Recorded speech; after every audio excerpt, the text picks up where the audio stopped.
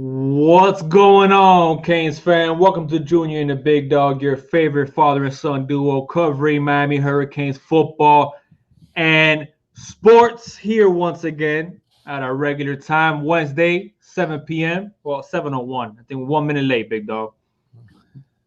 But probably one of the biggest weeks in a very long time. I want to say a very long time. It's been a while since we've had such an important week heading into this weekend, considering, a lot of factors that we're going to get into today. Before we get into those things, man, if you guys haven't already, please hit that like button. If you're watching this right now, if you're watching this on the replay, hit that like button as well. If you're joining us for the first time, please hit that subscribe button, hit the notification bell so you can get notified anytime me and the Big Dog go live. We obviously, as you can tell, cover Miami Hurricanes football. We get into other sports sometimes as well, man. But this week and right now, it's all about the U and the Clemson Tigers with a showdown in Death Valley on primetime Saturday. So what's up, Big Dog? Oh, yes, sir. Getting started early when I do the roll call. Got some donos already. Norman Fujioka. And Norman, please let me know that I pronounced your name correctly because I butcher names sometimes, Norman, and I'm hoping I pronounced your last name correct. Norman, thank you so much for the dono, man. Thank you, Norman. He says it's imperative we play well on special teams, 100%. And out of bounds kickoff, shank punt, fumbled punt, and kickoffs. The only phase being equal is kickoffs if it's inbounds and fair catches are called. I 100% agree with you. Field position is going to be critical in this game, and you cannot afford a negative play. Fortunately, I believe that we have the best kicking game in the country right now as it applies to our kicking specialists with Jose Borregales and Lewis Headley. Obviously, Mark Pope has been shaky on punt returns in 3 games, turned over the ball twice, and really hasn't had an explosive punt return. Don't dive too deep, Big Dog. We got to do a roll call, baby. Yeah. Let me finish up the roll call. But you're right, Norman. I do think that's going to be critical. Field position. In fact, I'll go further than that. Actually, we're gonna get into that, Norman, and we're gonna get into special teams and Mark Pope and how things are shaping up. And so I think if you look at the end of the game, average starting position on the box score, I almost can guarantee you that it'll be on the side of the winning team, who has that aspect better. Baby Shaq, what do you say? Pack Addict. Buddy, what do you say, buddy? George Roberts. Thank you, Mr. Roberts, for being with us. Johnny Utah. Big Nasty Kane. Yeah, just another donation, man, from Captain Trips. Before he even jumped off, man. Hey, Captain Trips is a Gator, but we love him. We love him. He is part of the Junior and the Big Dog family. 100%, man. One of the only few Gators that I like. He said, "You guys know of any good games being played this week?" And I think we might know one in particular. Yeah, it's big weekend in college football. It really is. It's heating up. Johnny Utah, you said Big Nasty already. Yeah, Chuck Bobeer, what do you say? You mentioned Pack that. Stacy, what's a good word? Anthony, Darryl Young, 863, what do you say? Orange and green blood. Cohen, it's all about the U, Cohen. That's for you, buddy. Oh, hey, and one time for the one time. I had to get the new one, right? Yeah, I like it. I had to get the new one, right? Ain't no ABO Entertainment, how you doing? Thank you for joining us. RN DeMonte, what do you say, DeMonte? Oh, good. Norman says I pronounced it correctly. Norman, from now on, I'm just calling you Norman because I want to quit while I'm ahead. I pronounced it correctly one time, but I'm famous for butchering names. And you know what, Norman? This is a little inside baseball, but everybody, it's like karma is getting to me because I used to get on my dad all the time. And Junior can tell you, my dad, for example, he was a crazy Yankee fan, right? He called Richie Jackson. I mean, he had the Cuban accent going. So Richie Jackson. And he called, and that was like one of his favorite Yankees because he was obviously a clutch guy. So, but he would always butcher these names, and like he would talk to me about a player, and I'd be like, huh? And then I got to sit there and try to figure it out. Who he was talking about. One time it was Ryan Nolan. He told me Ryan Nolan. And I'm going, right? Nolan Ryan? Is that what you're talking about? And he called him Ryan Nolan. So for making fun of my dad way back in the day, karma has gotten me because now I butcher names horribly. Yeah. Uh, Tori told me on Twitter he What do you said say? that he was gonna put in some work with his son at the gym, but he was gonna try to catch us live. Good. And sure enough, here he is. He said, "What's up, Junior? I told you I was gonna try to catch the Good. show Thank that you day. for What's joining up, us. man?" We got another Thank you, donation from Dontavius Thomas. Yep, you got it right. Don't well, you said Dontavius perfectly, and then you almost tripped up on Thomas. Did I? No, you did. You said it fine. He says UM 35, Clemson 31. The program is headed in the right direction. Finally, great show, fellas. Thank you so much, Dontavius. Thank you, Dontavius, and thank you so much for the dono. This is the first time I've seen you, man. So thank you for joining us. Coke and a cane, concrete, Lakers all day. Yes, Whoa, I know it's 3-1. Whoa. What do you say, Ro? Lakers all man. Listen, we ain't talking about last night here. Lakers all day. All right, so let's make sure to keep it all about Canes football. What's up, Ro? Pradell, what do you say? Philip Anderson, Lamar Bailey, Dominique. What's a good word? LeBron's a diva. Changed my mind. I'm sorry. We still talking about the Canes? Strange Cloud and Anthony in 904. I think I got it. Hurricane Chris. There you go. I think I got our roll call ready. We got there's Canes fam and there's Junior and the Big Dog fam. And there's some overlap there. There's a lot of overlap there, but we include like Captain Trips and George and stuff in our Junior and Big Dog fan. I've seen some people throwing up some good scores here. They have us leading. So they have us. Most people have us winning. Who? Most of the people in the chat. Most of the guys in the chat. Of course, Big Dog, because we're Canes, baby. I know, but listen. Regardless of what it ends up, okay? Going into Clemson, going into Death Valley with confidence. And let me tell you something. I saw all the press conferences. Okay, Lakers out there. That's cool then. I saw all the press conferences, right?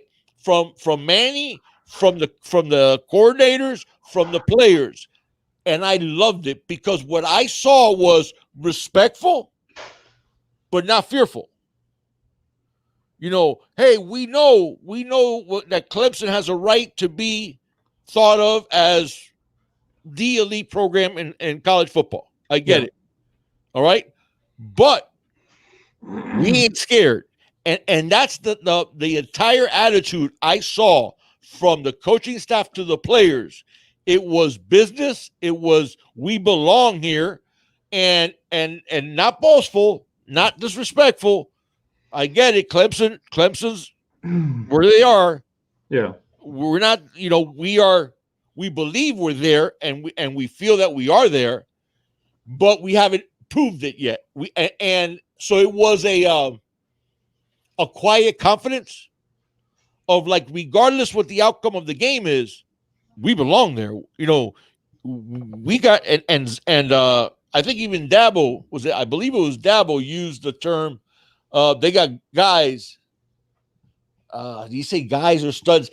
It's not an exact quote, but what he said was when you watch them on film, they got dudes everywhere, meaning guys that are special everywhere. Okay, that's a sign of, hey, we're going to buckle your chin strap because it's going to be A players against A players. Yeah. It's going to be, it is a, however it turns out, it is going to be a closely contested fight. We hope. Period. We hope. So we hope. No, that's what I'm saying. There is no hope about that. No, well, I'm saying as fans, there is no hope. You can say we haven't proven it, but there's no hope. No. We hope as fans that it's going to be a tightly contested game. No, we don't hope. We know. We don't hope. We don't hope. We know. We know. We know. We just haven't proven it. I'll let you say we haven't proven it, but I damn sure won't let you say that we don't know. We don't know what. What don't we belong on the field with the Clemson Tigers? We don't know yet. No. I know. No, we don't know yet. Okay, I know. No, you don't. No, I do. No, we haven't proven it yet, but I do. Okay, but that's my But point, I big know dog. talent and I've watched tape. No, I've watched tape. Oh my goodness. I got you. Okay. I got you. Okay. Tell me one player that they have that can match up with either one of our tight ends. We'll I'm get in, waiting. we'll get into that. I'm waiting. Isaiah Simmons is in the NFL. We'll get into that. We'll get into that. Okay. Hold on. We'll get into that. My only That's my point. point. No. My Oh point my is God. talent to talent, we belong on that field. Now we haven't proven it to the rest of the country. That's We've fine. always belonged on many fields with talent. Stop bringing up talent like if the Hurricanes should be always because But they got now we have talent. coaching The to match Hurricanes the have always talent. had talent Now and we have have all and coaching had to for match the the last 20 talent. years underperformed. My point is that I'm hoping that this is going to be a statement game for the University of Miami. What? Okay, but Because we played UAB. my point is Louisville is overrated, and FSU is the worst that they've been in a very long time. So this is our first real test because people want to talk about Louisville and because UAB is UAB, all right, and Louisville lost a second straight game to obviously a good team, but my only point is that we can't go into Clemson being like on top of the world. Oh, we got this. We can't do that either. No. We're gonna go into Clemson and we're gonna compete and we have a chance to win the game. That's not. See, that's what I'm saying. You and I are at 180 degrees the opposite. What do you mean? 180 degrees the I'm opposite. not scared of Clemson, big dog. I know you're not saying. But I'm not going into the Clemson game saying like, "Oh, we got this." That's being naive as well. Okay, Clemson is number one, and Clemson has been at the top, and they have one of the best quarterbacks in college football that we've seen in a long time, man. What I've seen from Miami and from the coaches and the players, the attitude is, I don't care how big you are. I respect how big you are, but I'll meet you after school by the flagpole. And we'll throw down. And we're not arguing that, big dog. That's what I'm saying, that we belong in that fight, which we've earned a long time. No, I'm not saying we've earned it by beating UAB, Louisville, Florida State. I'm saying on tape, offensive scheme, defensive scheme, I'm not thrilled about because they definitely have the better D coordinator because there's no comparing Venables to Blake Baker. Okay. But O coordinator, we got the better one. And Rhett Lashley. Okay. Yeah, they got a great quarterback, one of the best quarterback prospects I have seen. When I've seen him on tape, he's even more impressive. I hate to tell you this. He's even better than you guys think he is. Trust me. Right. Trevor Lawrence is the real deal. The dude, first off, legs. Number one pick. Yeah. The guy has legs that people don't talk about.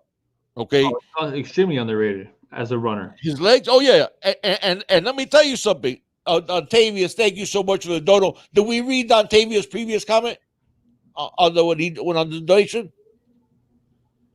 Dante, yeah. We read it. Okay, he thank you so much for the dono. Put up his comment now. Who are you talking about, big dog? Dontavius Thomas. Oh, but hold on, we missed Casey Cruz first. Oh, okay. I'm sorry, Casey. I'm sorry, but we were talking. So when me and the big dog get into our zone, we get into our zone, baby. Okay, and I'm going to clarify what I was trying to say because a lot of people are in here trying to say I'm negative. No. Some people, all that yada. Some people are agreeing with you. Okay, so I'm not. But go ahead. Casey Cruz, man, with a $5 donation. Thank you, Casey. Another big factor in this game will be emotions. What if Clemson goes up 14 early? How will our team react to adversity? I think that's a good point. My response to that would be, Big Dog, before you go ahead and give your response to it, is one thing I have noticed that's different with this Miami Hurricanes team this year with Rhett Lashley, with De'Aaron King, is mindset is always on the next play. Ding, ding, ding. Winner, chicken dinner. Yeah. That's my answer to that question. Right. That's why I know we belong, and it's not that I think we belong or I hope we belong. I know because that's exactly the answer, Casey, is what I've seen this year is bad play. You don't see heads down. You don't see the stuff that we have seen recently when we have said there's a player culture issue within Miami. We have not seen that. And don't tell me anybody, oh, we're 3-0. No, that's not what I'm talking about. I'm not talking about the results. What I'm talking about is we won the first game. Usman Traore didn't play badly. Gets benched for Ja'Kai Clark. Okay? Game number 2 rolls around. Right? Who do we see a lot of? Zion Nelson on the field. He took a lot of snaps against Louisville. Yeah, and now look at the depth chart. It's John Campbell or Zion Nelson at left tackle. Okay, so the point that I'm saying is last year, even when we were losing, man, it took Greg Rousseau 6 games to break into the starting lineup. To your point as well, Big Dog, to mirror that point exactly, Manny was asked about obviously Mark Pope, and he was asked about that. Yeah, he was asked about Mark Pope. Don't forget about Dontavius too, because I got him. I got him right here. So he was asked about Mark Pope and the 2 straight games with the muff punts, and whether other guys have been getting looks, and that the depth chart came out, and that Mark Pope is still the number 1 guy kick returning and punt returning. And Manny said, yes, that is true, but the depth chart that comes out today doesn't necessarily mean it's going to be the depth chart come Saturday. And that is in itself is a different mindset we saw last year already. That's my point. So just because that depth chart came out, that does not mean that Mark Pope is 100% going to be the guy returning punts and the guy returning kicks come Saturday. Things could change. You know what I'm saying? Practice, I mean, you're seeing the difference of we saw a little. We haven't seen that much of it. Obviously, we didn't see any of it versus FSU, but Louisville. When Louisville will go down, score a touchdown, and then boom, came right back. Going back to UAB. How many drop passes do we have in Louisville? Right, and drop touchdowns as well. And going back to 47. Going back to UAB on that big Will Mattery play that was called back for illegal formation. Perfect. We're pinned back. You know what I'm saying? I think it was we were inside the 20, I'm pretty sure, after that penalty. So I think we were inside the 10 after the penalty. I don't remember exactly, but I know for sure we were inside our 20. Yeah. Huge play, by Will Mattery, gets called back, penalty, and then what happens? Third down, third and long, boom, we convert. We're being aggressive on 4th down. I mean, listen, so and we score. There's just a different mentality, and it takes me back to what Manny said last year, which was his first year, before he even coached the game. When he was asked about the offense, and he said that he wanted to bring the philosophy and the mentality that we had on defense. He wanted that on the offensive side of the football.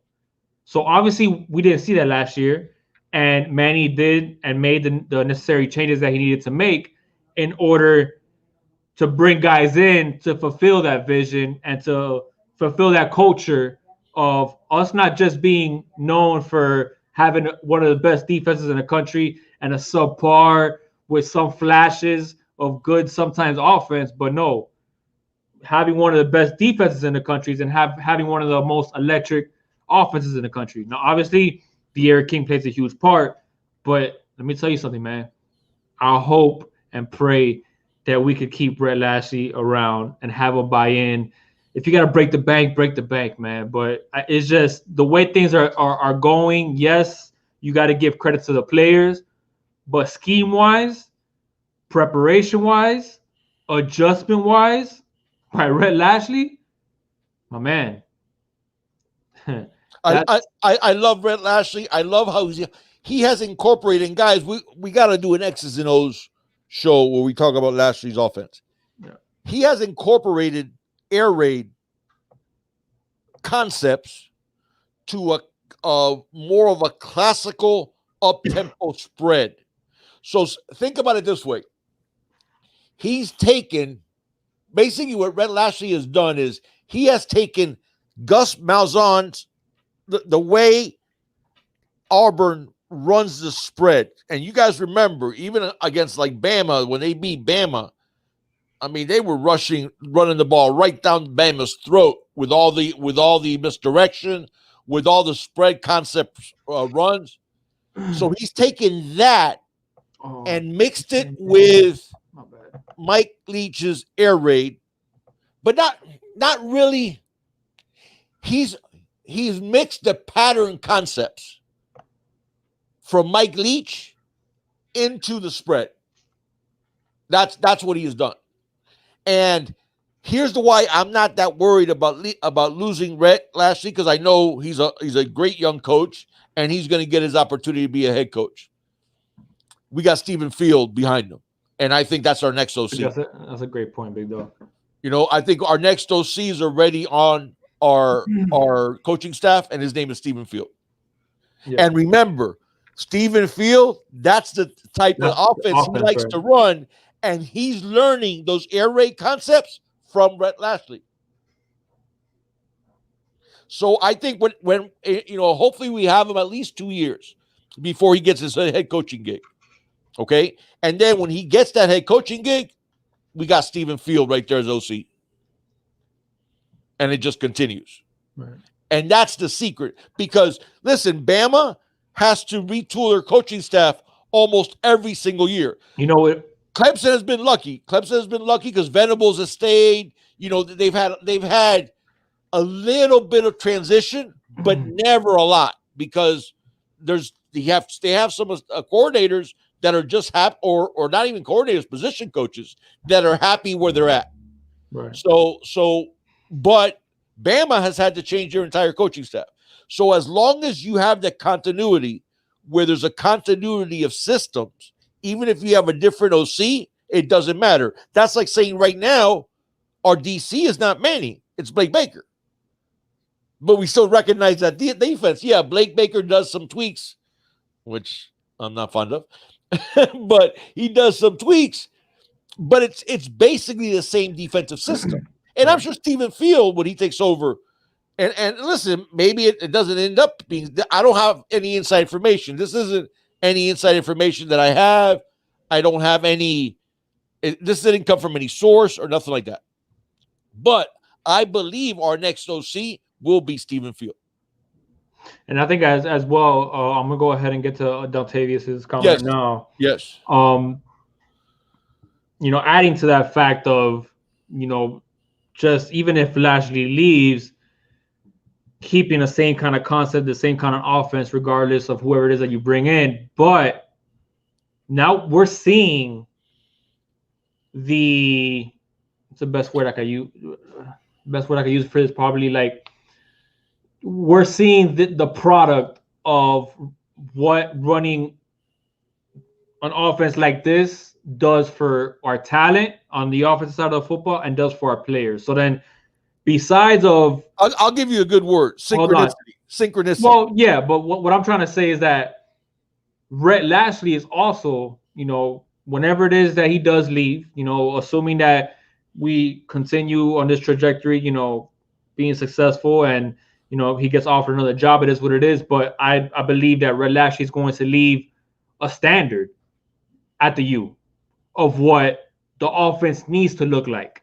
And I think that's important, because even if you keep the same concept and whoever it is that you're bringing in doesn't live up to that bar that Rhett Lashley has put up, then you got to look elsewhere. I mean, because we're always going to have the personnel. We're always going to have the talent. And now we have the systems to match the talent. Right. So I just like the fact, like, what's one of the things that we kept on saying last year, and one of the things that we criticized Baker on.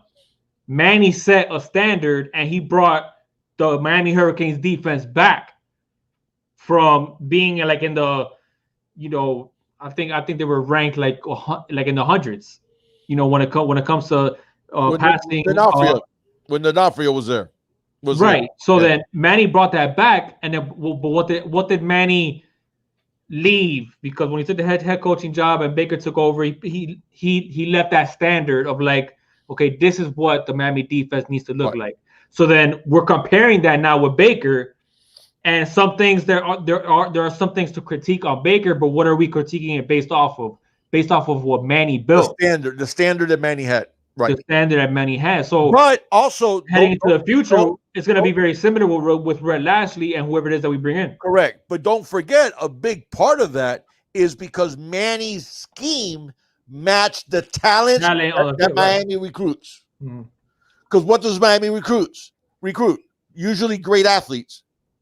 Well, yeah, right? Always great athletes. Right. So, and guys that are how can I put it?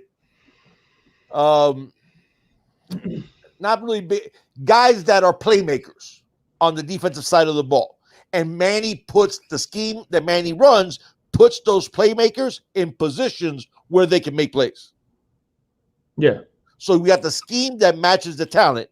For a long time, what we had in Miami was the scheme that doesn't match the talent offensively. Trying to basically tune the talent to the scheme instead of tuning the scheme to the talent. Right. Exactly. That we saw that with D'Onofrio. Exactly right. So and that goes playing back a lot of those vanilla defenses, and that's not what the U is about when it comes to the defense. That's not what we've been known for. We've been known playing, And what did the players say? They couldn't play fast. What are they saying? You're making us think too much. You're making us react too much. I mean, you're not react enough, I should say. You're making us think. Right. What you want your defensive players are, what did Ray Lewis love to say? Fast and physical. Mm-hmm. That's what you want your defense to play like, is fast and physical. Right. So those are the things that now we have. And they're football players, man. So you got to let their football instincts go. Exactly. Hey, listen. What it comes down to it sometimes is instincts. I mean, it's reacting and it's being quick to the ball, and it's just. But and your scheme has to match your talent. Yeah. Why has Wisconsin had success? Okay, what does Wisconsin recruit very, very well? Offensive linemen. Big and defensive linemen too. That's why they always have a good running game. they always got a good running game. They always got good running backs, and they always got a good offensive line. Right. Okay. So what happens? They recruit, and then the scheme adapts to that talent. Correct. You couldn't go and run Brett Lashley's offense with the players Wisconsin has. Right. You couldn't. Those 320-pound offensive linemen would be sucking wind by the fourth play. Yeah, we'll be going. You'd have so many people tapping the helmets, they'd be giving concussions, giving themselves concussions. So you have to have the scheme match the talent, and that's what we have now on both sides of the ball, offense and defense. And to KC's original question, I'm not saying, obviously, I'm not going to be happy if we go down 14-0, but I know for a fact there will be no quit in this team.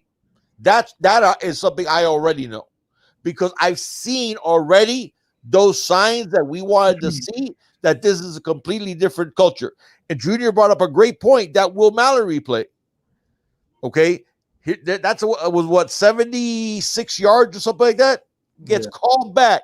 Will Mallory makes this awesome play where he does a get off of me off a defender, cuts it back to the field. You saw that athleticism, and oh my God, he got called back. What happened to our offense? Because how many runs did Cam Harris have for like 40+ yards last year that got called back because of a holding penalty? That's right. And it halted. Yeah, and it halted our drive. Yeah, went 3-and-out. Yep. So we're not seeing that. Let me get to some no-nos and comments, big dog. He says every team we have faced so far has NFL talent. UAB on defense, Louisville on offense, and FSU on defense. The team has been tested more than Clemson so far. I wouldn't say they've been tested more than Clemson, because I think a lot of people, Virginia's a good team, man. Virginia is a better team, especially defensively, than any team that we faced, I would have to say, because I think Virginia has a better defense than FSU. I think they have better team defense than FSU. I think FSU has more frontline talent on defense than. But I think Virginia is a better team than FSU. And who else did? I think Clemson played. I know they played Citadel. and that we did UAB's, but It's probably much better than Citadel. yeah, No, it's exactly. not probably. They're much better than Citadel. Right. So we haven't played anybody like Citadel, but they did play. I think it was Wake Forest. Again, that's not saying very much. I mean, he does have a point. It's not like that. Like Yeah, Clemson, you do have a Clemson point. hasn't faced Bama, No, they have, but they did face Virginia, and they struggled a little bit against Virginia at times. yeah, there were times. There were Okay. times. And I think some of that has to do with the fact of when you're coming off playing Wake Forest and Citadel. I mean, whatever. It's not really an excuse. Yeah. But yeah, you do have a point. You now that I think about it, Dontavius, I think we have probably played, if not better, right there. Because like I said, I think Virginia is a good team, man. We got a $5 donation as well from Slim Shady Canes. He said this game gives me feeling like the '98 UCLA game. This could be a turning point game, like the UCLA game was to give us the early 2000 run. I like it. I get where you're coming from, and I see it. I see the same thing. To give you an idea, Slim, I thought Notre Dame. I thought Notre Dame and Virginia Tommy. Oh, by the way, Dontavius, thank you so much for the donos, man. I don't know if I had thanked them. And Slim, thank you for the donos. I thought Notre Dame and Virginia Tech back to back were those type of games back in 2017, but then 2018 happened, and but I absolutely see what you're saying about that UCLA game, absolutely. And then we also have a big donation from Scorpio Kane. Thank you so much, Scorpio. I come here trying to. Clemson defense will fake injuries because of the hurry up tempo. Yeah, it might. George said Clemson defense. But yeah, I agree, George. That's a possibility, but we probably will see that a couple of times during the season. But the thing with Lashley is he doesn't care, man. He never takes that car out of fifth gear, man. He just keeps cruising right through the stop sign. So A63, I'm right there with you, man. I'm not concerned about putting up points on Clemson. I'm not. But A63 says what's crazy is that he's more worried about the defense, not the offense, particularly the run defense. And listen, the way our linebackers have played so far this year. That's fair. That's more than fair. I understand where he's coming from. I do. Yeah, I don't. I'm not as worried 863, but when it comes to the run defense, I'm absolutely as worried as you are. Yeah. Pass defense, I'm not that worried about. Even as great as Trevor Lawrence is, and listen, I can guarantee you this: watching Trevor Lawrence on tape, I can guarantee you that he's going to make from 3 to 5 throws that you're going to go, okay. There's nothing you could have done there. Only the people that play on Sundays make those throws. You don't belong in this league. Go ahead and move up to the next one, because he does. Every game, he makes some throws that you go, this dude is special. I'm glad he did. I'm glad he decided to play, though, man. He could have opted out. He could have opted out. Sure, he's gonna be. He's gonna be the number one pick regardless. Right, but he didn't have to play the season to be the number one pick. Correct. Justin Fields is one hell of a player. He's nowhere near Trevor Lawrence. But that's my point. No. My point is he's a Justin Fields. If you told me right now that the Dolphins traded Tua and they're gonna pick Justin Fields, I'd be ecstatic with that pick. Okay? I'd be ecstatic. Justin Fields is one hell of a quarterback. But Trevor Lawrence, if I had to give him a grade, we'll go Madden style. If I had to give him a grade, Justin Fields gets that 96 or 97. But Trevor Lawrence gets that 99. What are you giving Tua? Depends. You're so down on Tua. When he's healthy, it's a 95. But then all of a sudden, second quarter, he gets a sprained ankle. When he's healthy, he's better than Justin Fields.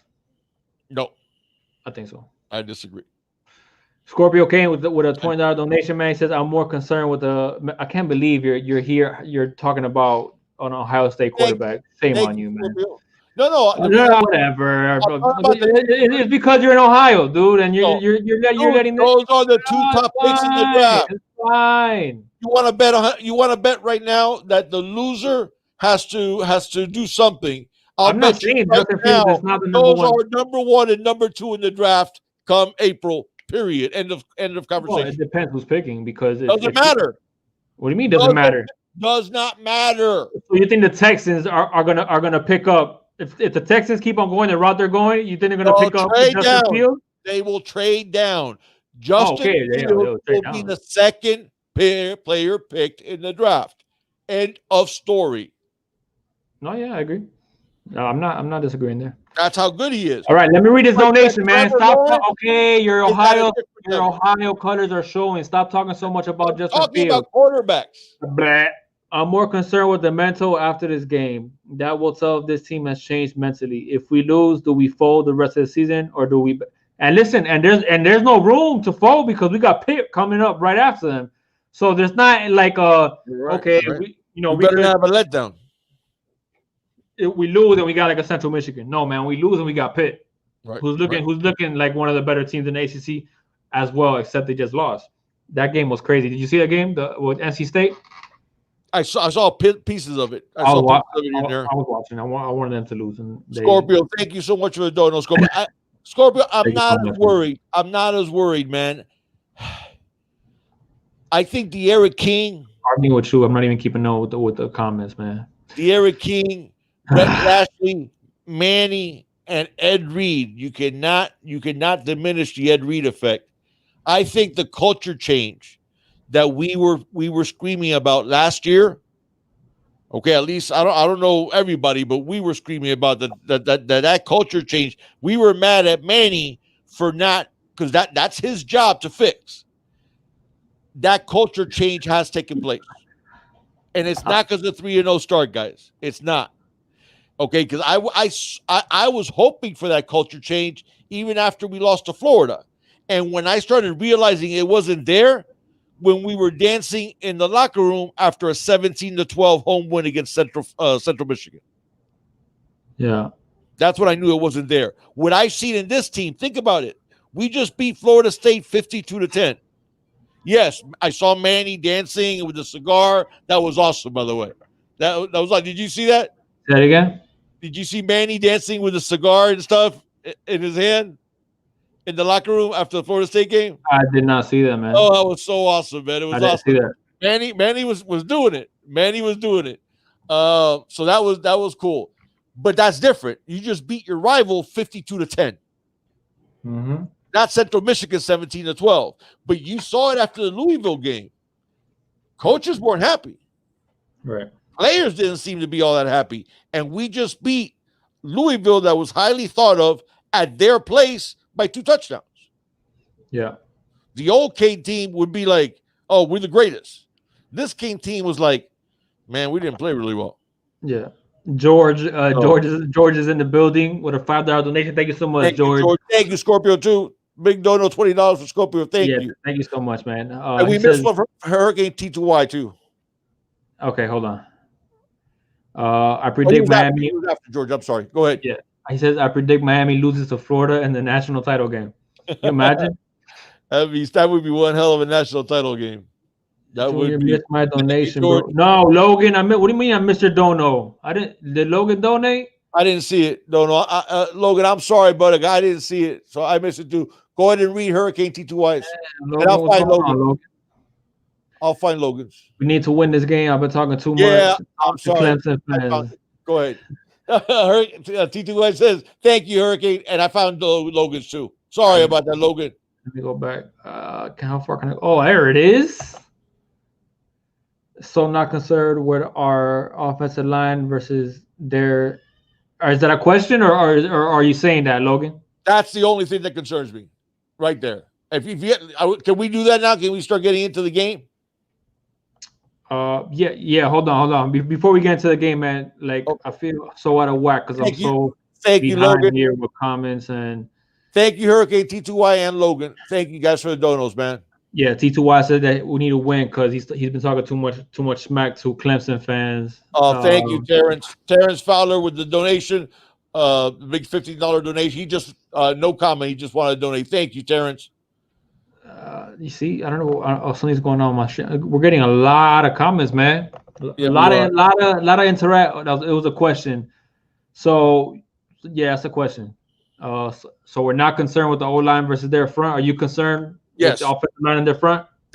I'm concerned about two things: one offense and one defense, and then I'll tell you, and one special teams. Here are my concerns.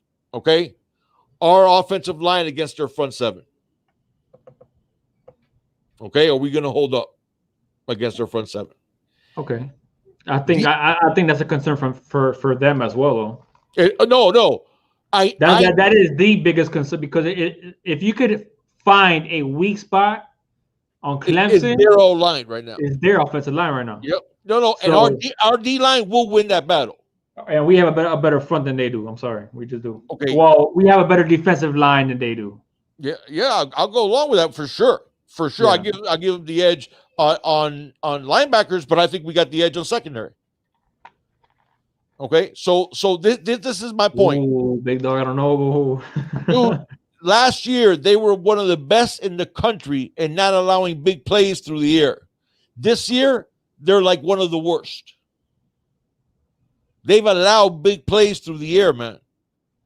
We don't allow big plays through the air. The question is going to be, what DJ Ivy are we going to get? No, dude. You know what? He's played solid football last 2 games in a row. I'm not that concerned. I'm not, and I know we don't have Gervin Hall for the first half. But that's the good thing about having a stable safety that we do. Exactly. Terrence, man, thank you so much for the dono. I know my dad said thank you, but I just want to thank you, man. Hagen and Ozard, thank you, Hagen. He said, "You got it. You got to pull it up." Hold on. This is the most comments. I don't know if I'm just slow on them, but a lot of people talk. A lot of people hype. There's a lot of hype in the chat. I like it. We have almost 200 in here already. I like it. By the way, guys, please, if you haven't hit that like button, it does help. And Junior and I have been talking about that. Always we have like about our views, our views. Like 50% of the people that view our content are not subscribed. Not even subscribed, man. So please subscribe if you can, man. It really does help us, and that way you get notified every time that we have a video. And always, please hit the like button, guys. But go ahead, man. I'm sorry. I love it. I love it when you do the plugs, big dog. I feel like people listen to you more than they listen to me. Well, yes, they respect their elders, and chances are I'm old as hell. Hagen, the beard. I've gone from Santa Claus to crazy guy on the street that talks to his shopping cart. Blame it on COVID, baby. Go ahead. Hagen Anazard. I hope I said that right. I'm pretty sure I said that right. He said, "Let's go in with a great game plan and come out with a W. Go Canes. Continue with great content. Best father and son duo." Thank you so much, Hagen, man. Thank you, Hagen. Thank you so much, man.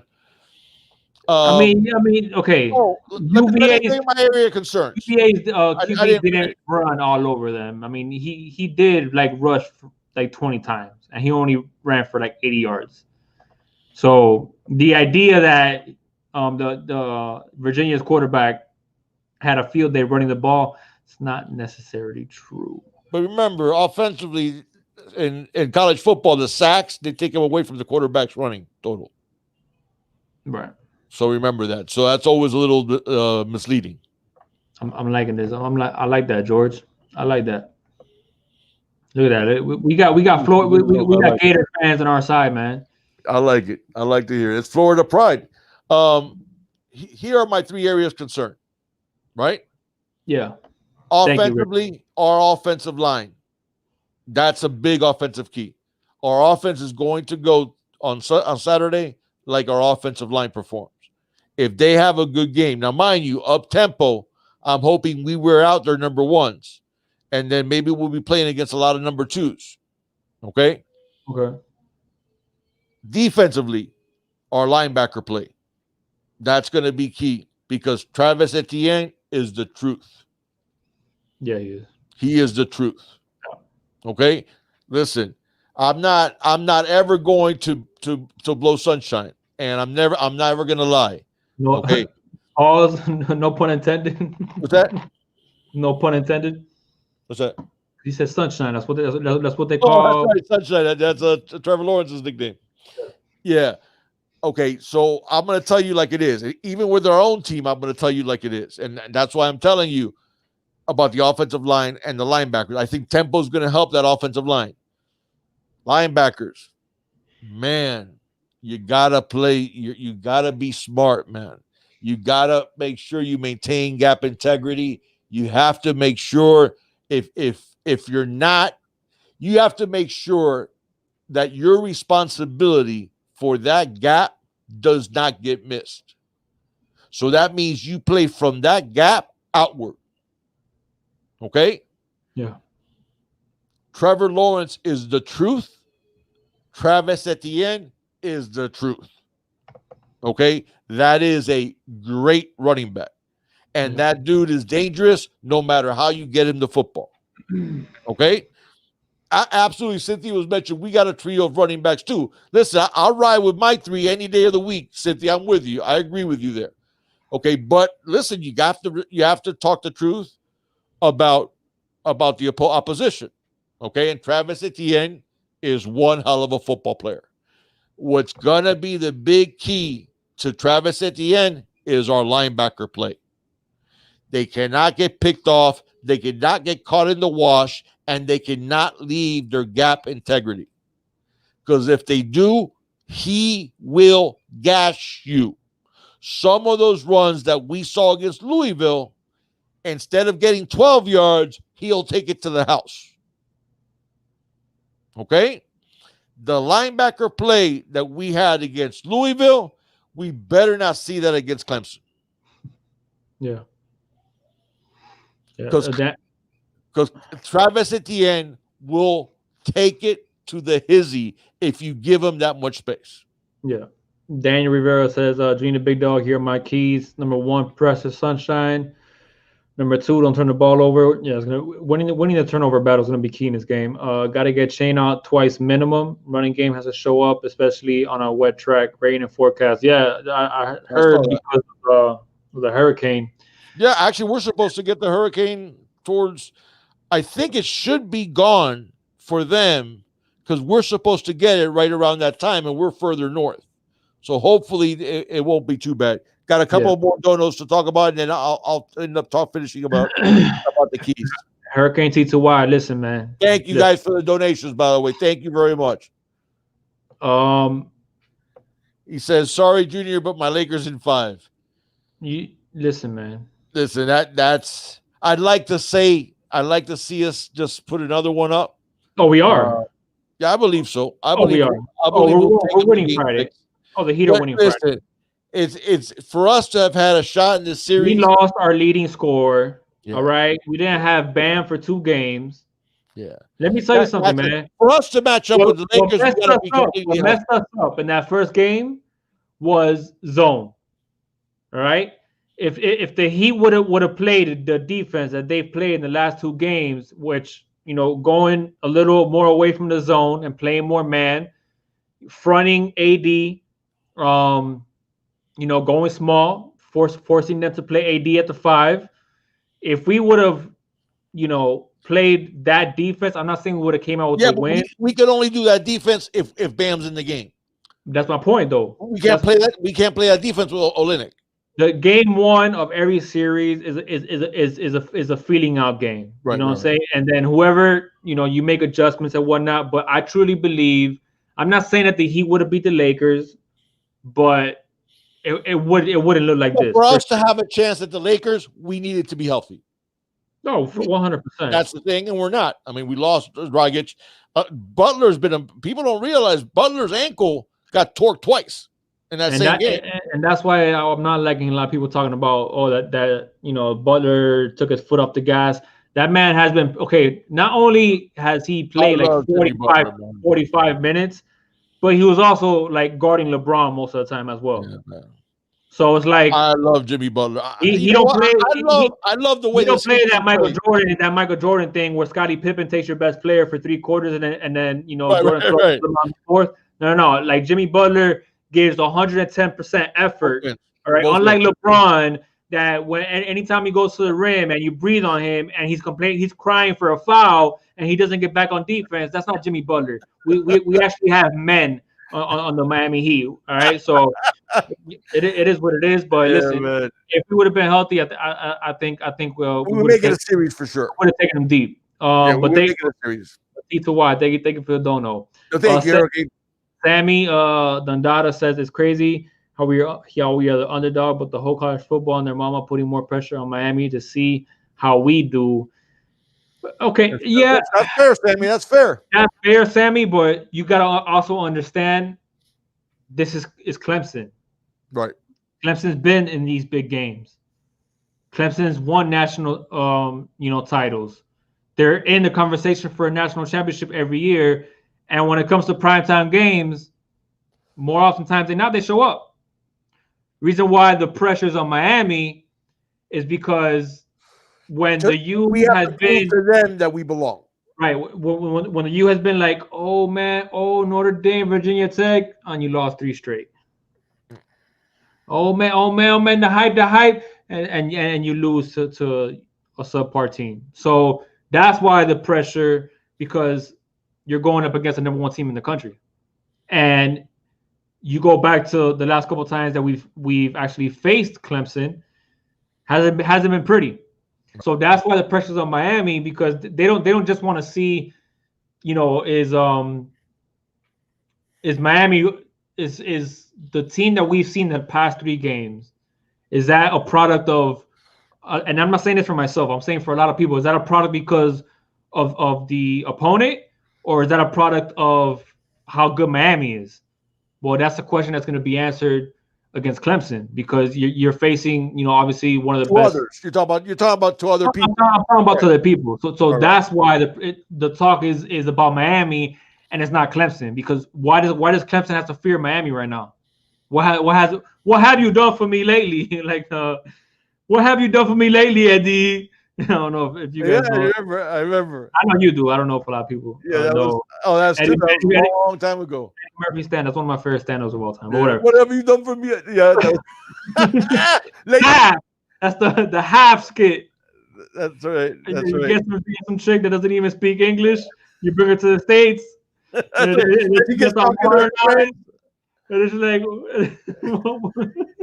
what have you done for? I can't do the accent. You do it better. Go ahead, do the accent. What have you done for me lately, Eddie? Whatever, man. It's hilarious. He gave her a name. What was it? And Fufu, or what would he say? Yeah, something like that. I don't remember. That was, man. Those old Eddie Murphy ones from the '80s, man. Those stand-ups from the '80s were like. So I think that's why. If you guys, those guys that are young, if you guys haven't seen it, please, you have to see Delirious and Raw from the '80s for Eddie Murphy specials. Yeah, they were just amazing. Your face will hurt from laughing the entire time, man. Yeah, I'm sad that he ever quit doing stand-up. I think that was Raw. I'm pretty sure that was Raw, because I actually like Raw more than I did Delirious. It's hard. Delirious was the first one. Delirious was the first one. I think that was him in the orange, and in the orange. Not the red. No, it was red. Was it red? Yeah, it was. Yeah, because Raw was purple. The second one was the purple one, right? Raw was purple. Purple leather one, right? Yeah. Hurricane. So back to my point. I'm sorry, I went on the Eddie Murphy tangent there. But so I think that's the reason why a lot of people are pointing more towards Miami, because Herb Street talked about it against FSU. Miami is a brand that when they're good for college football. No, college football is better when Miami is the elite team. It's true. Yeah, but that's what Herb Street was trying to say. Yeah, exactly. Right. So there was only 2 types of people with Miami. Either you love Miami or you hated Miami. There was no in between. There's a lot of in between with Clemson's. Right. You're starting to see that a little bit more with Bama, just because of Nick Saban's personality and stuff like that. And maybe you're going to start seeing it because of some of the stuff with Dabo, but really not like Miami. I mean, seriously, how could you get away with calling a group of kids convicts? Okay, they have a 30 for 30 film called Catholics versus Convicts. which was the famous T-shirt that kid made. Okay, think about that. You have 3 30 for 30s about University of Miami. How many do you have about Clemson? I know.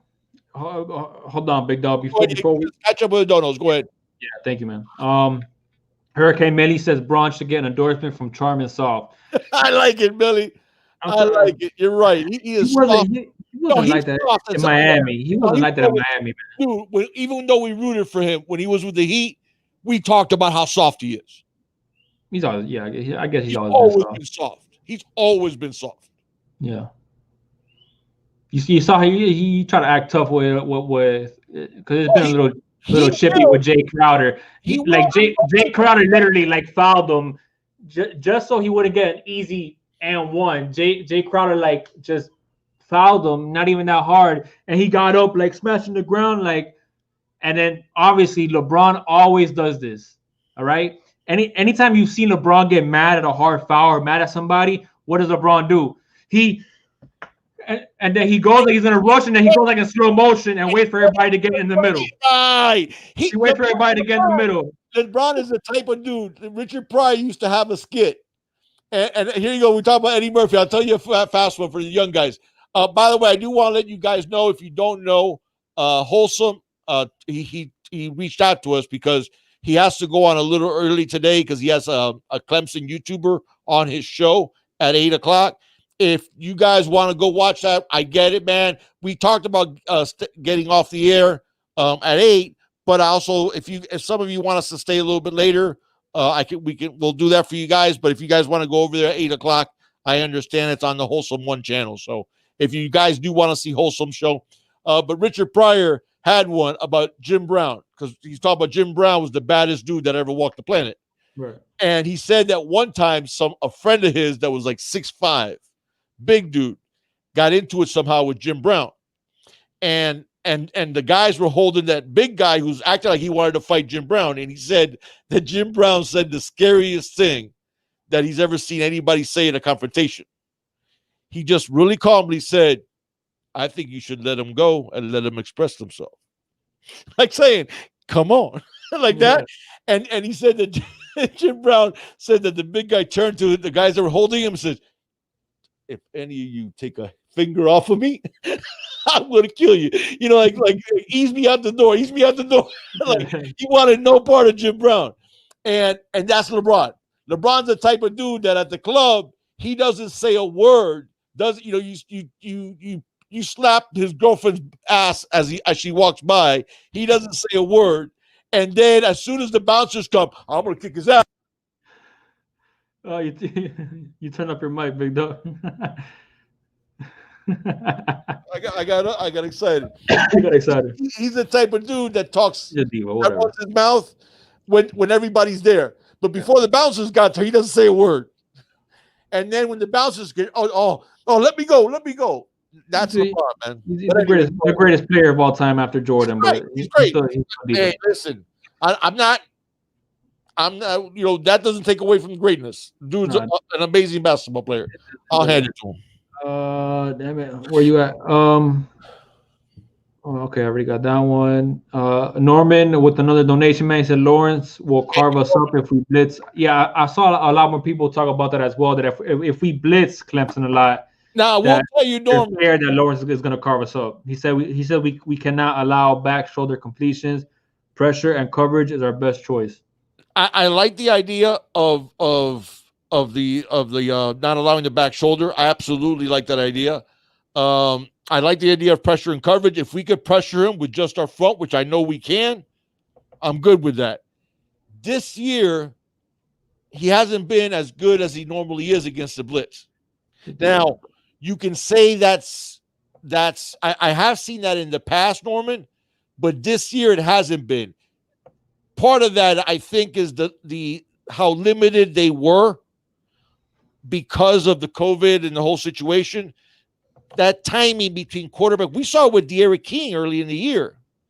There was miscommunication, mistiming. You remember that one pattern that Pope broke off, and that King thought he was going to run a 9. He was going to go deep. So you guys see that. By the way, chat, you guys let me know if you guys want us to just to stay on a little bit later, we'll stay on. But if not, if you guys want to go over the wholesome one, it's more than Oh cool. yeah, no, you could absolutely head over there. But regardless, we'll probably go till 8:30. And if you guys just if want to catch us out like on the rewatch, Yeah. after we're done, I you get it, man. do that, man. I get it. Also does have a Clemson YouTuber on. So if you Okay. guys want to see it. Before you go ahead, man. Mo Better Canes. He said, "What's up, Junior the Big Dog? First time in the chat. Love you guys' content. Keep it coming, Canes all day, man. Thank you so much, Mo Better, for joining us, man, and for getting up in the chat. And he followed that up with a $10 donation, man. So thank you so much, Mo Better, man. I really do appreciate that, brother. Thank you, Norman, too, and everybody else, man, for your generosity. You guys are amazing. I keep saying it all the time, but it's the damn truth. We have. Hey, I said, damn. Now wait a second. I got to keep it G-rated. I got my buddy Cohen watching, so I got to make sure. But we got the best Junior and the Big Dog family, man. You guys are a blessing to us, and I hope you know that. We enjoy, chatting with you guys up every single week, man. It's a highlight of our week. So thank you very much. And we got another donation though. I don't want you to miss. Did I miss? Yeah. Oh, you got Mo Better. And I think we're caught up. Peterson, what up? Albert Martinez, what's up, Albert? What do you say? One reason y'all chill. That's Sydney. Chill, Sydney. Okay, Kate Forever said wholesome is not going on to 9:35. Oh, okay. That's cool. Then. All right, that's cool. Then that's good. Because we didn't want to step on them, guys, but at the same time, we couldn't do it earlier because the juniors doesn't get home from work until around a little bit before we start. So I literally got home today like 10 minutes before we jumped on. Yeah, and Wholesome did reach out to me the day earlier to say that the Clemson guy I guess couldn't do it until 8, and then so there was no issue between Wholesome and us. I just wanted you guys to know that it might be a show that you guys want to see, but now that he's not going to do it until later, that's awesome. It worked out great. And in fact, I think Wholesome's in our chat. There he is. Wholesome ain't coming on till 9:35. Oh, thank you, Wholesome. All right, partner. That worked out perfect. Thank you. You want me to go over because I didn't finish those? Here are the 3 things that I'm worried about and the 3 keys. Hey, I didn't know this, man. What's that? Miami has the best record versus #1 ranked teams. Oh, absolutely, dude. We went the entire 80s without ever losing to a #1. I know. I'm just saying, that's not like if that was a trivia question, I would have probably picked Miami. Yeah. But the fact that it's legit. I mean, we're gonna add to it on Saturday, baby. So, I believe in the 80s we were 9-0 against a team ranked #1. Went the entire decade without losing to a #1 ranked team. When you start talking about those teams in the 80s, man, I just envy you. I just envy you, man. Outside of the probation years, we had a 20-year run where every single year I expected to win the national championship. Every year I expected it. Right. And if we lost a game, it was usually because of a fluke. And I was depressed for a month. That's how, not only how much I always loved the Kings, but what up, Dimitri? My expectations were always, and the thing is, we were such a big game team always, man. I remember when Florida State, everybody was on Florida State's bandwagon. This was 80, I want to say 88. Somebody can fact check me for that. I think it was 88. Florida State preseason hype. They were #1 team, almost unanimous. We were coming off a national championship, but we lost a lot of players to the NFL. And first game of the season, we start off against FSU. 31-0. 31-0. And it wasn't that close.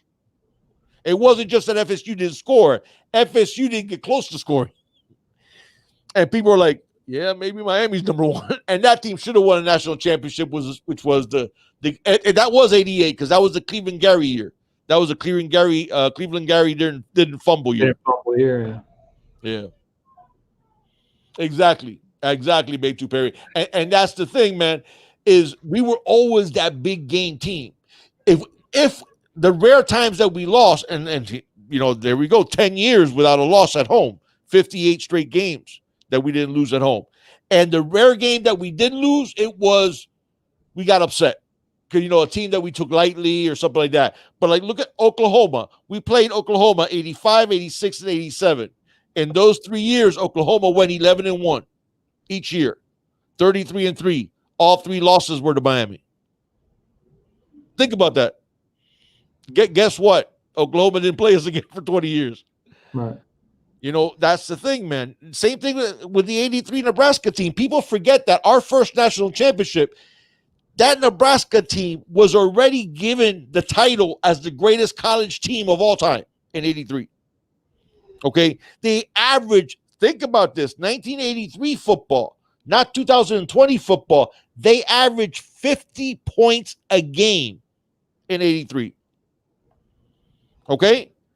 Mike Rozier, the Heisman Trophy winner, Irving Fryer, like out of their offensive line, I think 4 of the 5 were either first team, second team, or third team All-American. Greatest offensive line in college football history. The famous black shirt defense that, you know, you couldn't score on. And frankly, they had to resort to trick plays just to stay with us. And like Bernie Kosar said with the 2-point conversion, we didn't care if they converted because we knew we were going to come right down and score on them again because we still had 48 seconds left. That Miami team, that's who they beat for their first national championship. So that's the thing. But anyways, I'm sorry. I'm digressing here but anyways, I wanted to get back to the 3 things. Okay. Number 1 is the offensive line. That's going to be key. Number 2, the player on that's my key offensively in terms of the things that I think everybody should be focused on. Number 2, on defense, the only thing on defense, the play of our linebackers. If our linebackers have a subpar game, Travis Etienne is going to eat, and to an extent, Trevor Lawrence is going to eat. So our linebackers have to have a good game. We need McLeod's experience, but Bradley Jennings, Wayman Steed, you know, if Avery Huff gets in the game. We have to wrap up. Obviously. We have to wrap up. Why? No, I'm saying like our linebackers need to wrap up. I'm sorry. I thought you meant to wrap up the show. No, we need to wrap up. To get people on the ground. We need to get them on the ground. So big thing. And we need to maintain gap integrity, guys. Please, please, please. If I'm Blake Baker, I'm using gap integrity. I'm using that word 500 times this week. You have to do this against Etienne because he loves the cutback. He loves it. And let me tell you something. You know how fast our defense is? Okay. Etienne, his mouth is watering because what does a fast defense do? They run themselves out of the play and gives him the cutback. He loves the cutback. If we do not maintain gap integrity, he is going to hurt us. So this is huge. Obviously, our D-line too. But I'm not concerned about our D-line. I know our D-line is going to eat against their offensive line. Yeah. But our linebackers, Sam Brooks, absolutely, man. You're right, 863. I do like Brooks. I do like Brooks. And you know what? We're going to have to go with some growing pains with our youngsters. But, man, you need that athleticism in the game, especially going up against Clemson and at the end. Okay? Special teams, I think Norman was the one that mentioned it earlier, cannot have negative plays. Mark Pope. Please do not have Mark Pope back there. I like Mark Pope, guys. I'm not anti Mark Pope at all. Okay, I've been touting his talent for. My only thing. People talk about. Okay, forget about the muff punts for a second. Just forget about the muff punts. Name one fair catch, or one catch in general, for a punt that Mark Pope. Look dangerous. No.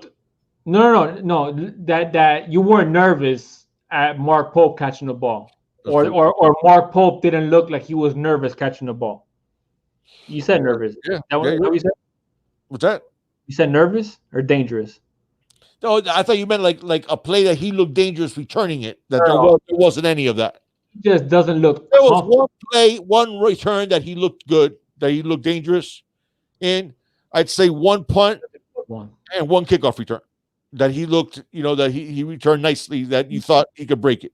But the But you're whole right. It's shaky. He's shaky back he there. looked shaky back there, and it worries me. And His listen, decision making is not good. Is not that that's another thing, man. And you can't You know what make happens with mistakes against returns? It happens more with punt returners than with kick returners. Clemson.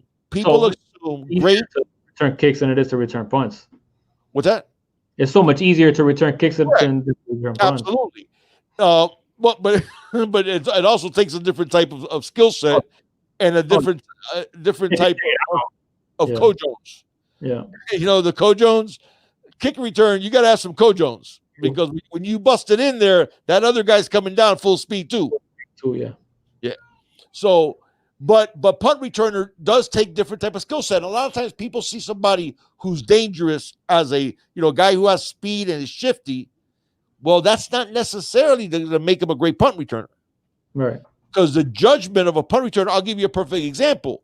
Braxton Berrios wasn't, and yeah, but people say the criticism on Braxton is that he fair caught punts too much.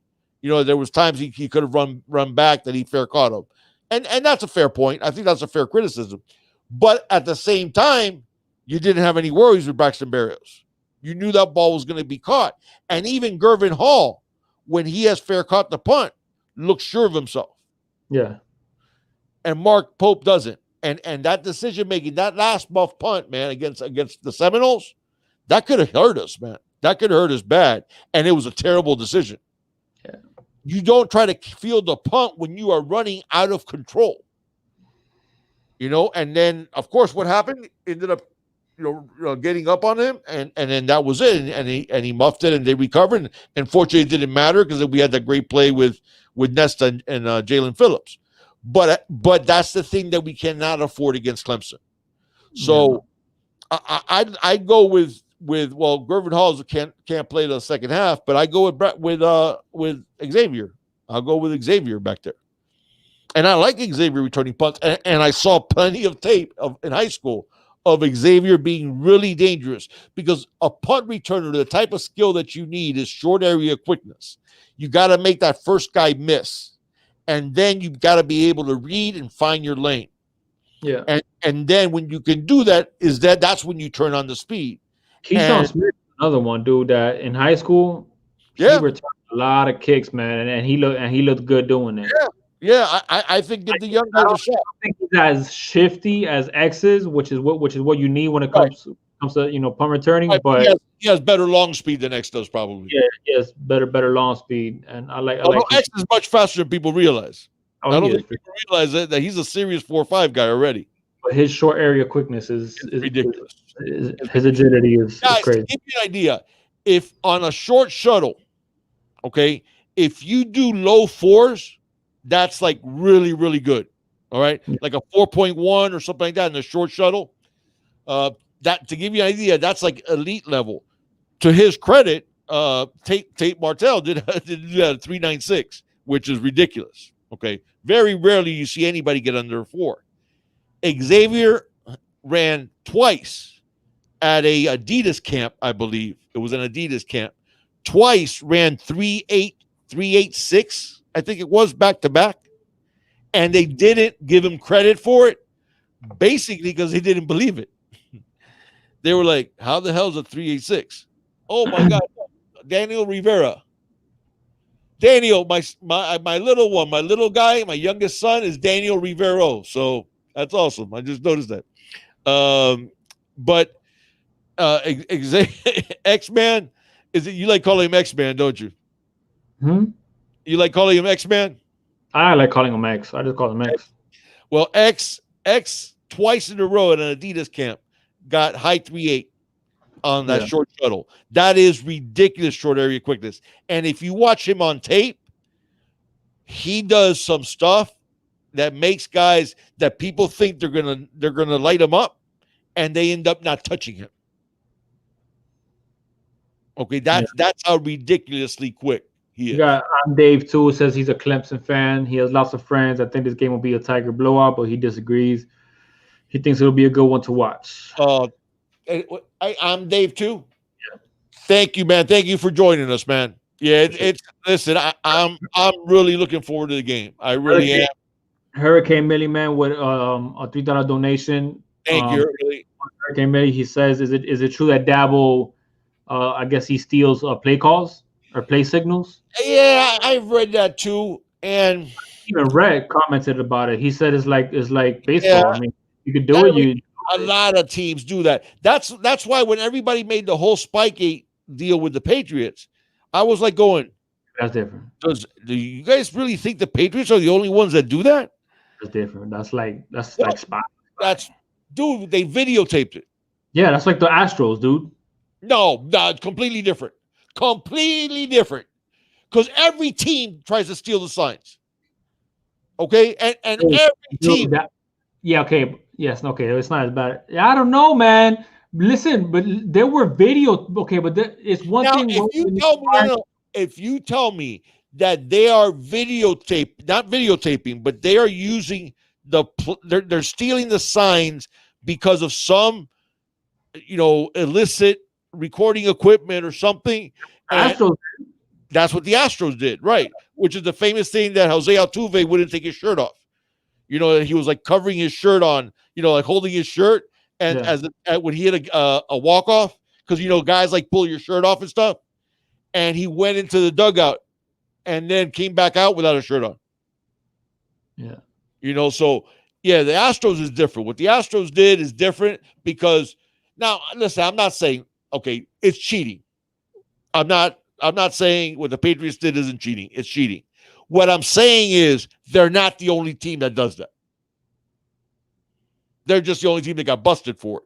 Now, the deflating of the footballs, that's also one of these that's cheating, But again, is it the end of the world? It's not the end of the world either. So, and the same thing I say with Clemson, man. I've heard that before even our game with them. I've heard that criticism or that allegation against Clemson that they steal signs.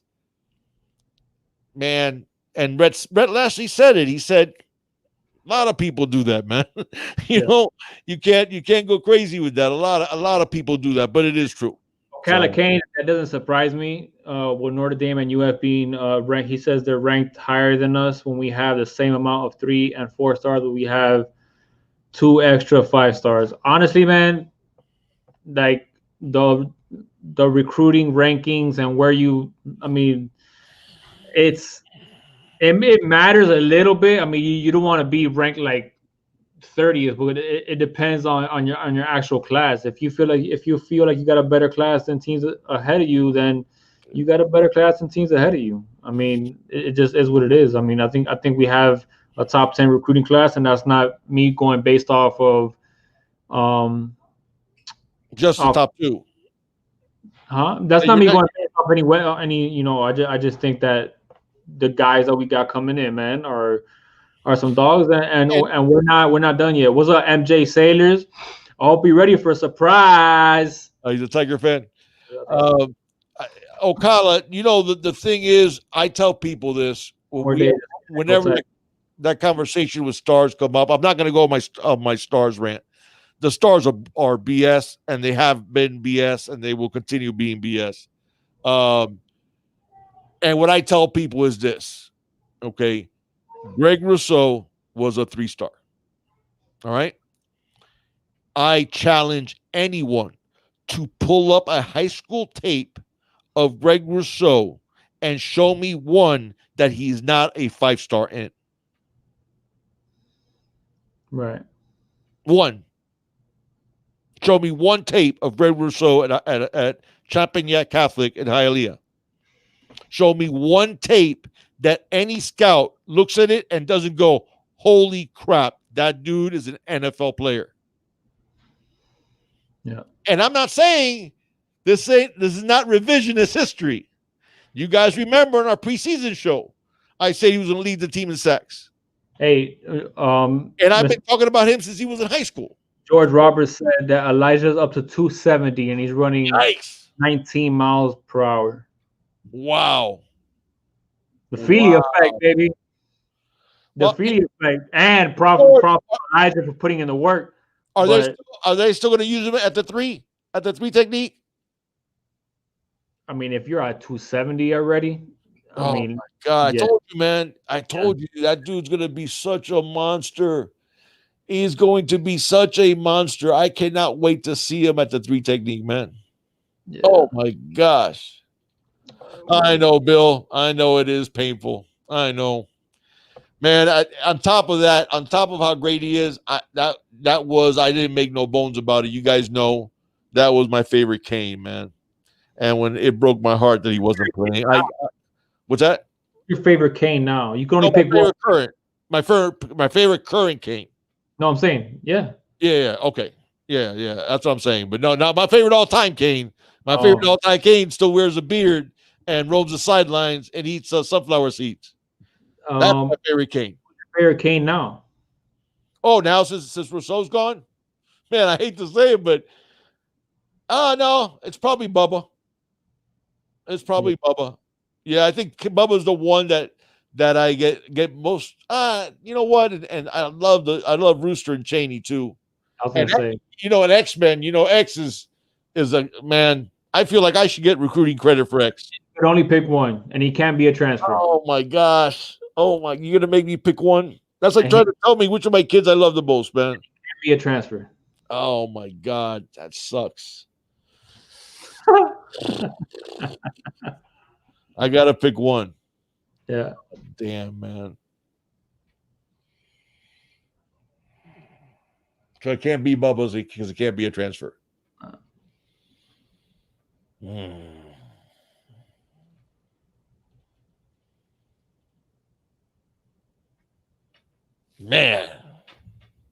All right, I'm putting them timers. So tough, man. It's like Big Brock. Who they gonna get? Let me know.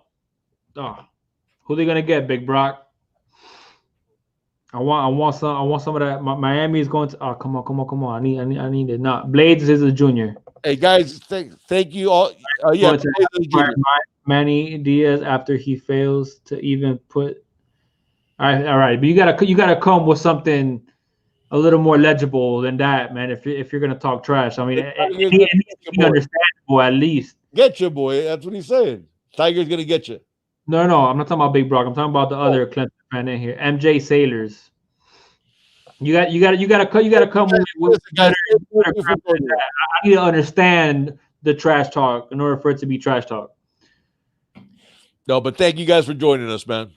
No, what do you mean? I know. What do you mean 904?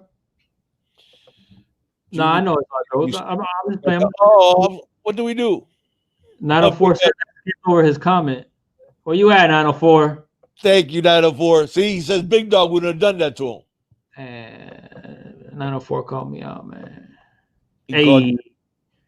Hey, think about how many home streak wins Miami has ended in history. They have a record to protect. Top Nebraska's 22, Oklahoma's 20, Notre Dame's 23, and UCLA's 20-game home win streak. Go Canes. Hey, you forgot one.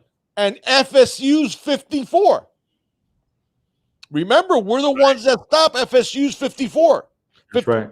That's the second longest streak is FSU's. Yeah. 904. I went all the way back for you, man. What was I gonna say? All right, man. So Big Dog, let's start winding it down a little bit. Right. I want you to break stuff down for something. You don't gotta break it down. How do you envision this game going on Saturday? What do you already laid out the keys to the game. Well, so now give me your surprise. I had a surprise for the end of the show, and I will tell you what the surprise is. I thought that being that I'm the old fogey, right? I'm the old head. I could do like Lee Corso does on game day. But instead of doing the head of the mascot, I went out and got hats for all our I had to ask my wife order them online to get hats for all the opposing teams. That was a surprise that I had for you. And I'm going to take my hat off. And then when we get to the prediction part, I will say the score. And then I'm going to grab the hat of who I picked to win. Right? You guys like that segment? Yeah, I like the segment. I Like just the idea? just sounds like you're only gonna have one hat. That? It just sounds like you're only gonna have one hat. No, I'm going to be honest. I got to be honest. Hey, we went down the schedule. What did I say? Big dog, you're gonna be putting on Right, not hats. honest. You're gonna be putting on hats of other teams. Just to make my pick. Just to make the pick. Just do like Lee Corso, like an homage to Lee Corso. That's pretty funny. Yeah. So that's the only time I'm gonna do that. I'll put on the hat. But you remember when I went down the schedule, I gave you my honest opinion. Yeah.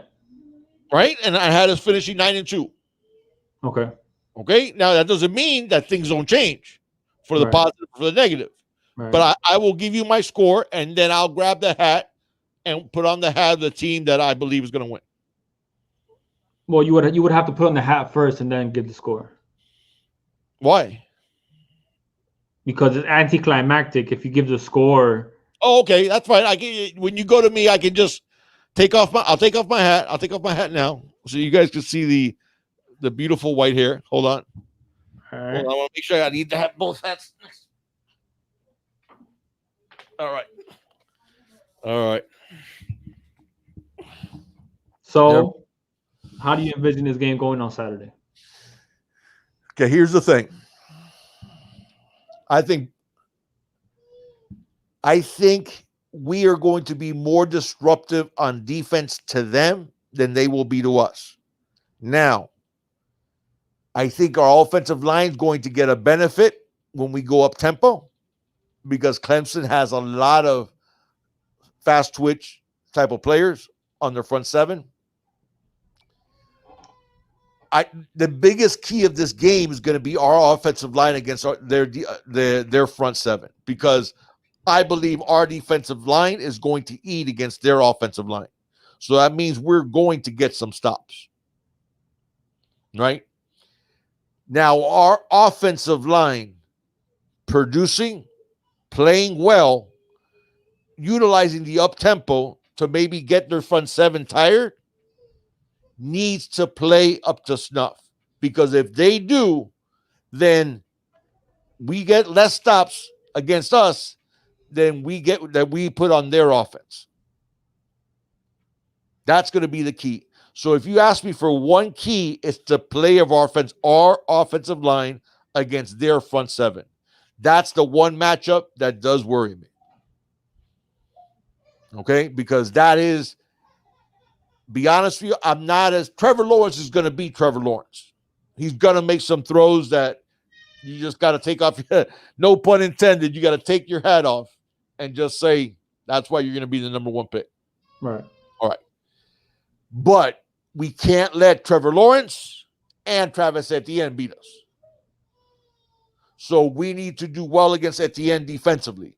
But if you ask me, and that's going to be the play of our linebackers, but if you ask me the one matchup that will decide this game, it'll be our offensive line against their front seven. That's the matchup that will decide the game. If we do well in that matchup, we win. If we don't do well in that matchup, we lose. Forget about everything else. That's what's going to decide this game.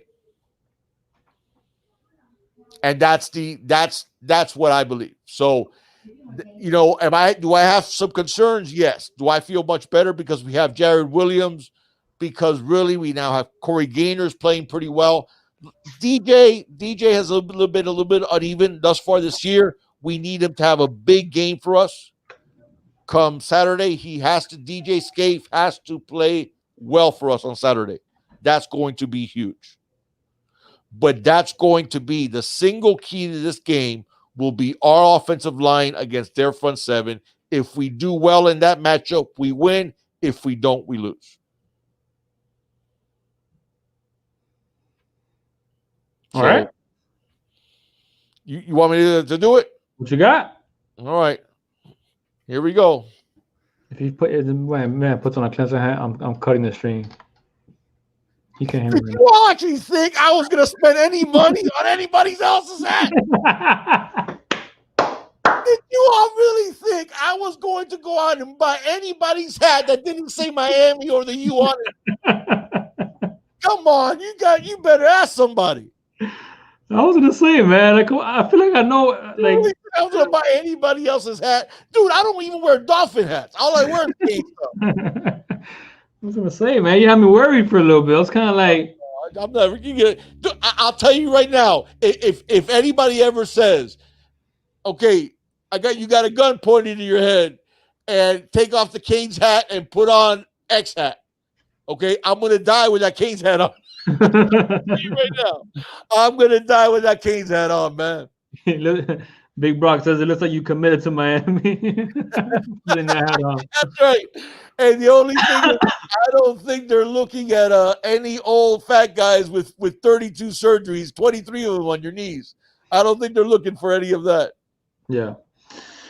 I gotta have trouble getting recruited by Coastal Carolina right now. When I was young, it was a different story, but so score predictions, Big Dog, what you got? I do have, man. When we did the schedule breakdown in the season, I had us losing this game. Man, I'm feeling a different vibe. I'm feeling a different vibe, not just from the coaching staff, but from the players that I've been really impressed on. In that you're not seeing any false bravado. You're not seeing any false confidence. You're seeing a lot of, we respect the hell out of Clemson. We respect the hell of, they've proven who they are already. Right? I've seen a lot of that from not just from our coaches, but from our players, which I've been really impressed with.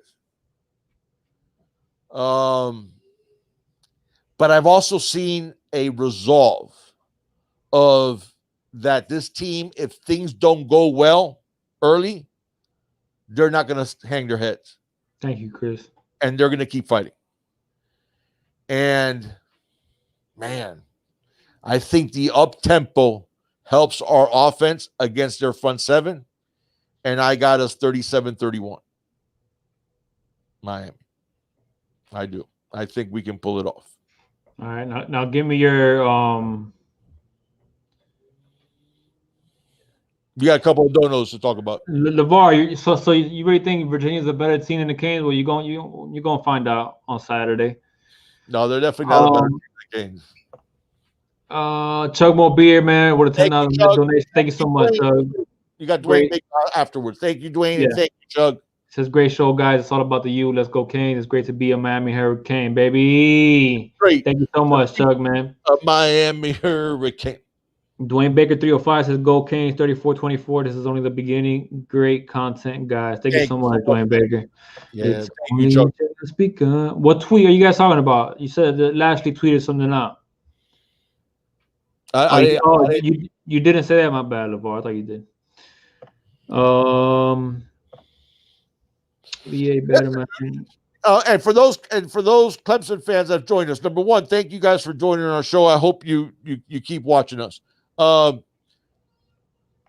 of the trash talking stuff, that's fun, man. That's just fun as people having fun. But I think you'd find, if people were being real with you, we respect what Clemson has done for the last, 8 seasons, really. Last 9 seasons. Clemson has been, you can make a case, the elite program, even above Bama, or at the very least, even with Bama. You guys have had generational quarterbacks, starting with Taj Boyd. Blake Baker talked about that. Listen, Deshaun Watson's a monster. He's a beast. And now you got Sunshine. Now you got the number 1 pick in the upcoming draft. You got talent all over the field. I've watched a lot of tape to prepare for the show. You guys are stacked all over the field. Talent-wise, I think the difference that you guys are going to see when you play us on Saturday is that in the past, front line to front line we matched up talent-wise, but we definitely didn't match up coaching-wise. You guys had the big edge on coaching. I don't see that big edge now. I think Rhett Lashley has made a big difference on that aspect. I think Ed Reed has brought his contributions to the team where he can. And now, where I look at the roster, when I look at the tape, what I see that you guys still have the edge on us is in depth. When you guys, when we go to our twos against your twos, I like I said, ones against ones, we match up. Twos against twos, I think you have a bit of an edge. And then if it gets any deeper than that, you guys have a stronger edge. So, and those things matter, man. Those things matter in the course of the season. But what I see now, even more so than what I saw in 2017, because in 2017, Junior and I talked about that. We didn't have a show back then, but we knew we were doing it with smoke and mirrors a lot. Now, the fact that we handled Notre Dame when they were number 3 in the country, when we beat them 41-8. They were 3 in the country, and we went up to number 2. That year, we knew it was smoke and mirrors. We lost our number 1 receiver. We lost our number 1 tight end, and we lost our number 1 running back towards the end of the season, and our QB and our quarterback, right? Our quarterback play. I mean, we completed 52% of our passes that year, which in 2017 college football, that's murder. You can't do that and be elite. But we pulled out 10 wins in a row. We still won 10 games. Yeah, we still won 10 in a row. But we were doing it with smoke and mirrors. This is only 3 games. I get it. But it's 3 games that things are different. Things are different with the program. And is it enough to take Clemson and Death Valley? I do think it makes a difference that you guys are not going to have your normal crowd. I think that takes away a bit from your home field advantage. It takes a big, not just a bit, it takes up more than that. But I think this is a different Miami team, because now you see a team that not only has the talent, but has the coaching to go along with it and has character. And that's what I like, because frankly, when I started seeing the player interviews, I was concerned that we would see some of the false bravado that we have seen in the past of guys running their mouth, but then necessarily when the bright lights were on, not showing up. And I didn't see any of that. I saw all the players were respectful, not scared, looking forward to the challenge. And that's awesome. That's all. No, you're right, Clemson. Listen, DCPG Miami 305 says that Clemson is extremely young. They are, but they're talented there. They are talented. They have depth. Yeah. And if you look at their roster, and you guys know I don't care about stars, but I'm just looking at depth charts. And like I said, ones against ones. Let's buckle our chin straps and play, because we got you. We're there, right there with you. We'll take out anybody in the country ones against one. But when it comes, and listen, that depth is coming. 2020 class we love. 2021's shaping up to be a special class. So that depth is on the way. And if we keep on winning like this, man, you want to talk about, forget about what we did at Florida State, because that in itself is big for recruiting. Obviously, that rivalry has all kinds of implications when it comes to recruiting every single year when Miami plays Florida State. So, and you've seen that. We beat them 4 years in a row, and you've seen us take away kids. Jalen Knighton is a perfect example. Take away kids from Florida State. So, I mean, the last 2 years, combine those 2 scores, we've beaten Florida State 79-20. Right. So it's not a rivalry, right? I know. It's all. FSU will eventually make their way back. Yeah, I mean, there's too much talent. Exactly. There's too much talent, man. But hey, I'm so down to make Clemson a rivalry. I would love to play you guys every year, because that would be nice. That would be one hell of a nice rivalry, yeah. But you know what? If Clemson keeps on playing, the way they're playing, schedule them. I'd like to beat them every year in the ACC championship game. So That's what I'm trying to they do. keep going. Now we got to get our butts in there. That's my point. My thing is instead of putting them on the schedule, man, if the Canes take care of business the way we think they should take care of business, we'll be seeing Clemson every year regardless. Yeah. For the foreseeable future. So it'll be there. Eventually it might turn into a rivalry just because we'll be seeing each other in Charlotte. I think Clemson's going to have their hands full if Florida State does come back to where they were. But they're far away from that. Yeah, they're very far away, and I'm not sure that Mike Norvell's the answer. I don't know either. But regardless, I'm talking about the next 3, 4, maybe even 5 years. Yeah, we're not a rivalry yet. I mean, we haven't really played them all that often anyway. Right. Well, it could become one. But Big Dog, let's go ahead and start wrapping this up, man. I gotta start putting these kids to bed. So you said your final score was what? 37-31. Okay. I got 31-27. Okay. Canes. I think that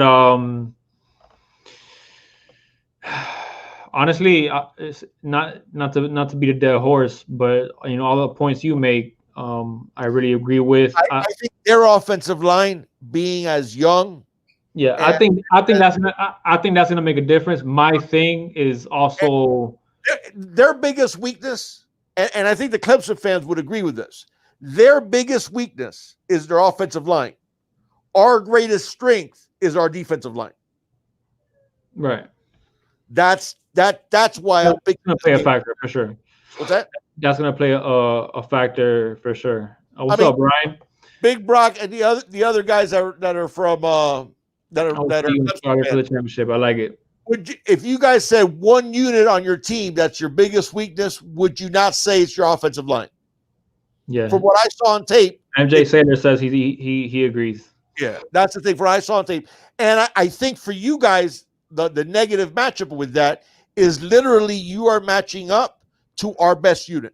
Yeah. Because our best unit, now you can argue tight end and running back on offense, maybe are close to our D-line, but our D-line, man, Jalen Phillips and Quincy Roche on the outside, the D tackles, the athletic D tackles that we have, you guys are not going to see, I don't think you'll see ends as athletic as Jalen Phillips and Quincy Roche, but the D tackles, the quickness of the D tackles is something you might not see all year. That's a strength of our team, is our defensive line. Definitely a strength of our defense. So I think that's where we've gotten fortunate that the weakest part of Clemson's team is going up against the strongest part of our team. So it's going to be a good game, guys. Yeah, we'll see, man. I'm going to let you guys know about Sunday because Sunday, I think, I'm not sure if we're going to go live at 11 because I'm actually going to watch the Niners play the Dolphins. So I'm actually going to head down to watch the game with Jesus.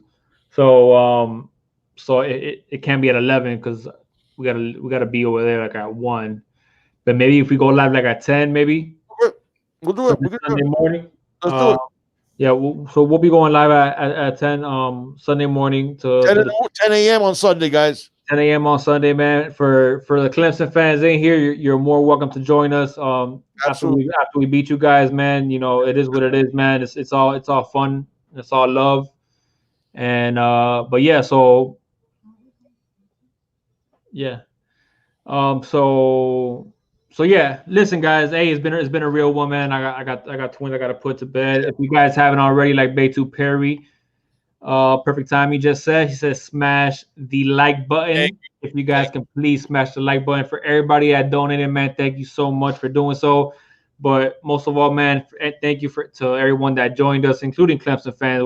We got some Clemson. I try to use as many Clemson tags as I could in the video to try to get some Clemson fans in here, man. So hopefully we turn this into a rivalry, man. Hopefully, in the years to come, we start seeing you guys in Charlotte on a regular basis. Absolutely. And and I think we will. I think Saturday's going to be a good one. I think it's going to be a close one.